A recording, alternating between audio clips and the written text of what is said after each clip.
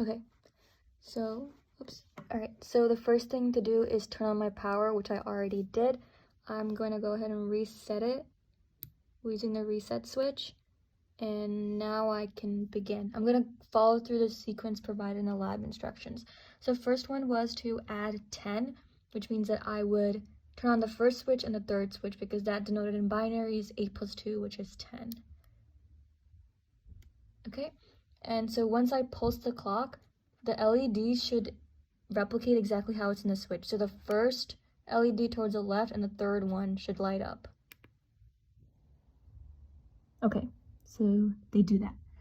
The next step is to subtract 7. So I'm going to turn off my switches. I'm going to turn on the subtract switch. Okay, my subtract switch is on. And if I'm subtracting 7, that means that I need to turn on these last 3, because that in binary is equivalent to 7. Once I pulse the clock, I should have the last 2 to light up. So you can see that it's red and green. So 10 minus 7 is 3. So you can say like 2 to the 0 power is 1 and 2 to the first power is 2. So 2 plus 1 is 3. So that step is working. Next step is to add 4. So I'm going to turn off my subtract switch. I'm going to turn off my switches over here. And if I'm adding 4, that means I'm going to turn on the second switch. If I add 4, that means my output should be the last 3 LEDs to light up.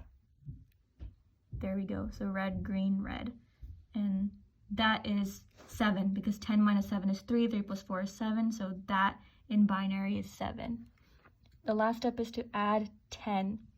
So that's basically the first step, where we turn on the first and third switch. And when I do that, technically it's 17, and I would have overflow, so my least significant bit, so the last LED towards the right, should light up. And it does that.